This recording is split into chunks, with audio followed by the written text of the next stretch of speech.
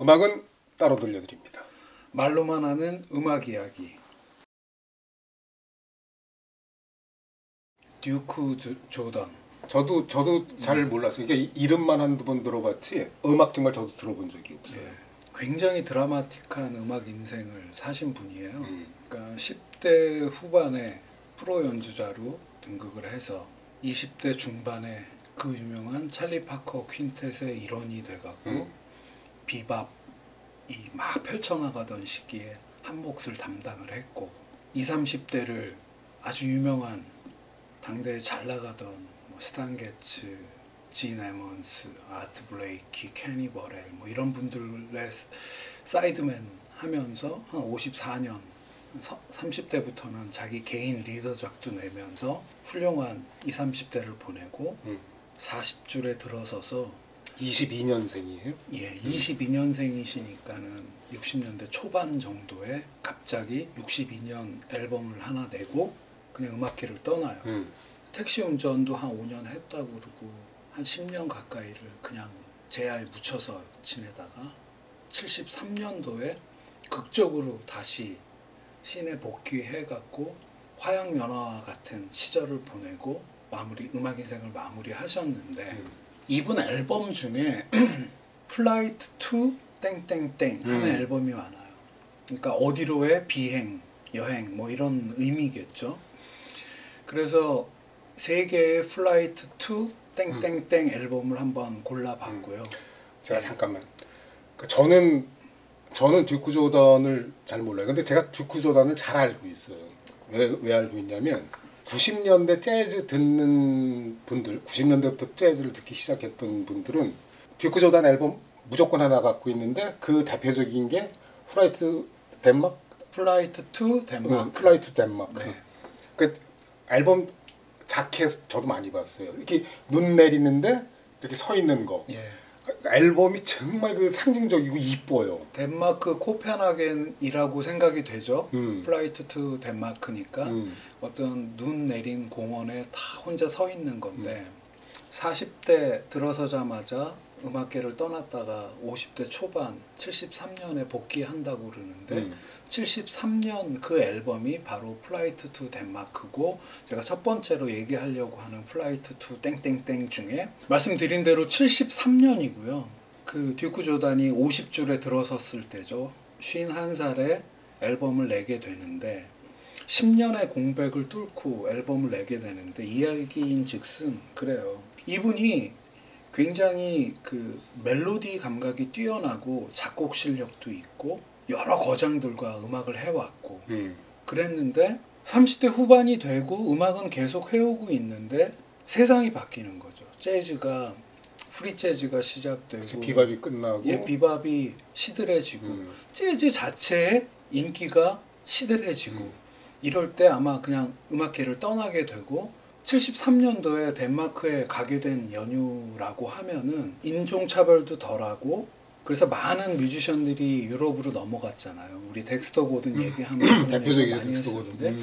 73년이면 덱스터 고든이 역시 그 덴마크 코펜하겐을 중심으로 유럽에서 활동하던 시기이기도 하고 그래서 어떤 편견이나 이런 게 덜했는지 그리고 비밥 시대 그 유명한 피아니스트인 지금은 떠나 있는 피아니스트인 듀크 조던을 불러서 녹음을 하게 되는데 그 덴마크 베이시스트인 매즈 빈딩, 미국 드러머인 에드 틱펜 이렇게 세 사람이 트리오 앨범을 내게 되는데 이게 아주 공전의 히트를 하죠.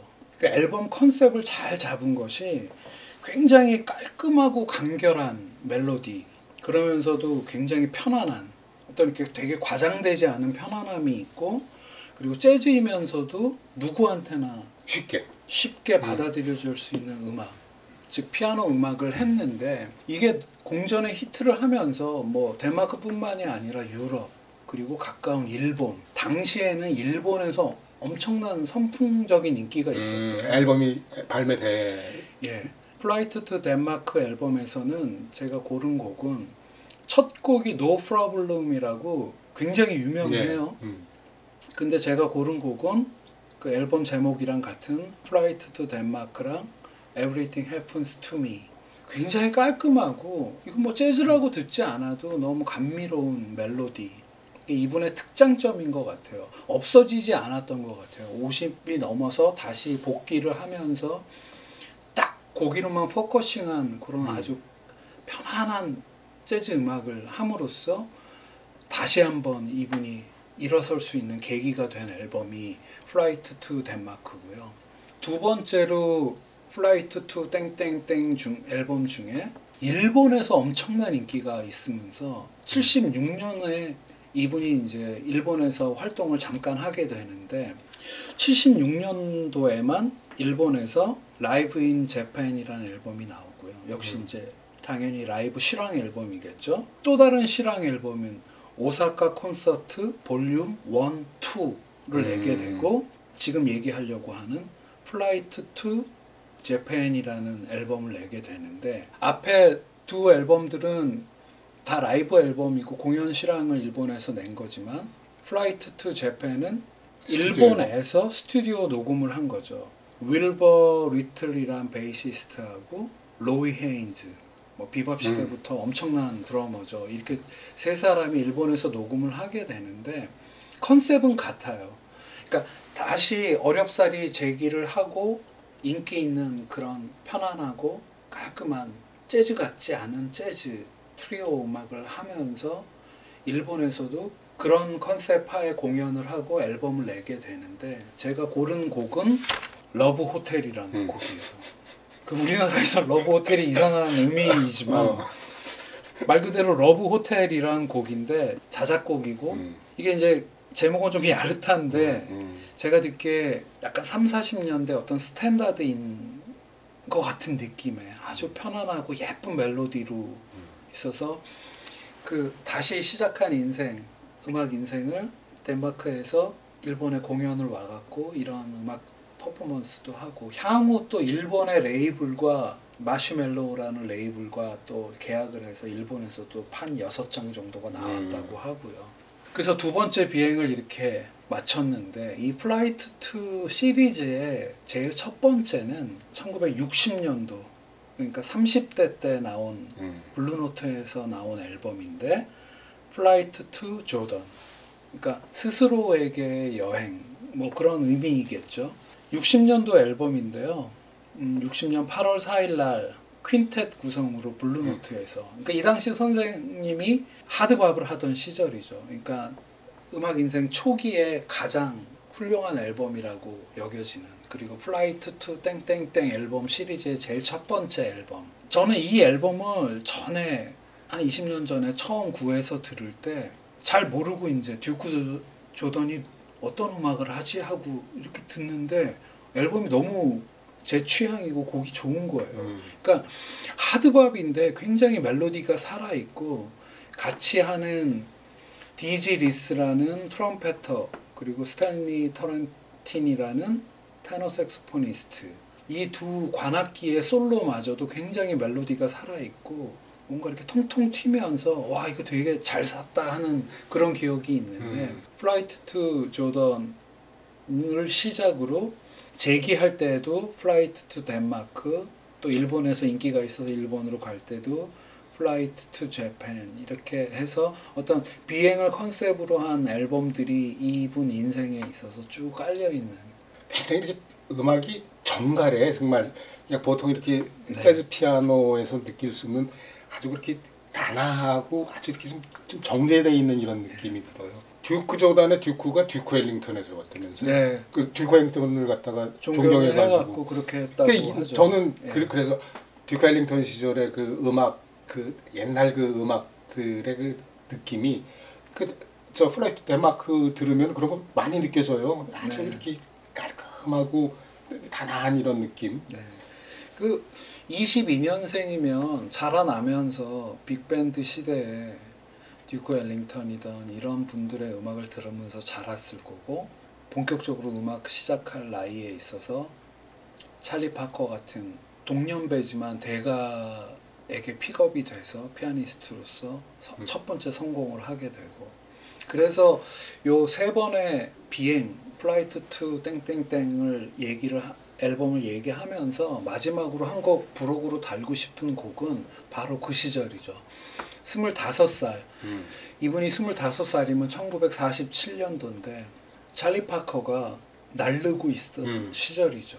그 찰리 파커 퀸텟에 들어간다는 거는 당대 최고의 밴드의 최고의 뮤지션과 함께 한다는 건데, 찰리 파커가 듀크 조단을 픽업해서 자신의 퀸텟에서 피아노를 맡기고 여러 녹음들을 하는데, LA에 있던 다이아 레이블에서 그 47년작인데 Embrace of You라는 곡을 달고 싶은데, 물론 찰리 파커의 그 엄청난 속도만 비밥스러운 곡만 하는 찰리 파커가 아니라 이런 발라드도 특유의 어떤 감각으로 풀어내는 아름다운 알토 색소폰이 좋기도 하지만, 이 Embrace of You의 맨 도입부의 피아노가 너무너무나 멜로디가 아름답고 좋아요. 그거를 그냥 느끼고 있었는데, 이분이 도입부에 한 피아노 멜로디가 향후에 Embrace of You라는 곡을 많은 후배 뮤지션들이 리메이크함에 있어서 가장 기본이 되는 멜로디. 찰리 파커 퀸텟이 Embrace of You를 하는데 그 앞에 피아노 전주 부분이, 인트로 부분이 나중에는 그 곡의 그냥 메인 멜로디처럼 도입부로 쓰게 되는, 그랬다고 하더라고요. 그래서 어떤 이유인지 모르겠으나 바뀐 세상에 적응 못하고 한번 이렇게 사그러들었다가 50대 다시 한번 불이 확 타오르는 그런 드라마틱한 인생을 산 이 듀크 조던이라는 이 아티스트에 대해서 한번 이야기를 함에 있어서, 찰리 파커와 했던 25살에 이분이 얼마나 좋았겠냐는 그런 생각을 하게 되거든요. 당대 최고의 밴드에서 최고의 뮤지션들과 그때 같이 했던 이 Embrace of You를 같이 하는 뮤지션을 보면 마일스 데이비스 21살짜리, 역시 마일스 데이비스도 찰리 파커가 픽업을 해서 찰리 파커와 함께 음악 인생을 시작을 했고, 불세출의 드러머인 맥스 로치가 드럼을 치고 있고, 뭐 찰리 파커 쿼텟 시절에. 그래서 사진 한 장을 인서트로 깔려고 하는데, 그 47년 당시에 찰리 파커 퀸텟인데 찰리 파커가 있고 마일스 데이비스가 있는데, 화면 오른쪽 하단에 뒷모습으로 피아노 치는 듀크 조단. 그러니까 이분이 자신의 인생이 어떻게 펼쳐질지 몰랐는데, 근데 이분이 어떻게 보면 단점도 굉장히 많았대요. 찰리 파커와 같이 마약 아주 상용하고 있었고, 그리고 멜로디 감각이나 작곡 실력은 있는데 왠지 속주에 능하지 못해서 버티면서 이런 거는 좀 딸렸다, 뭐 이런 이야기도 있고. 그리고 73년에 이렇게 성공적인 재기를 한 다음에 음악 인생을 한 20년을 쭉 해나가다가 2006년도에 돌아가시는데, 한 94년도부터는 또 음악 활동 안 하고 혼자 이렇게 외로이 돌아가셨다는 이야기도 들은 적이 있는데, 그러니까 사람 인생이라는 게 참 알 수 없죠. 근데 이분이 재기하신 나이가 제가 지금 그 나이 정도인 것 같은데, 40대 때 한번 줄어들었다가 다시 한번 기회가 오기도 하는구나 하는 뭐 그런 생각도 좀 하게 되고, 예. 네. 여러모로 좀 많은 생각을 하게 하는, 그 이분의 전성기 때 플라이트 2 시리즈, 제가 붙인 이름이지만 시리즈는 아니지만 그 어떤 비행, 음악 인생에 있어서 날아다녔던 그런 느낌들, 그런 것들을 좀 한번 나누고 싶었죠. 예. 듀크 조단 음악 들으면은 그 격조가 있어요. 좀 있어, 이렇게 좀 뭐라 그럴까, 표현은 좀 이상한데 좀 노블해, 아주 단아하고 네. 이 격조가 있어요. 듀크 조단, 플라이트 투 덴마크는 뭐 그러니까 우리나라에서 90년대 그렇게 그 흔하게 봤던 앨범 중에 하나예요. 네. 근데 저는 자우지가 인연이 없어서 만나지 못했다가 이번에 만났는데 음악 정말 좋더라고요. 네. 첫눈 내리는 날 한번 처음에 소개시켜드린 플라이 투 덴마크 앨범의 어느 노래든지, 스탠다드 곡도 굉장히 많거든요. 정말 아름다워요. 한번 들어보시면 즐거우실 겁니다. 네. 네. 자, 그럼 듀크 조단 소개 여기서 마치겠습니다. 감사합니다.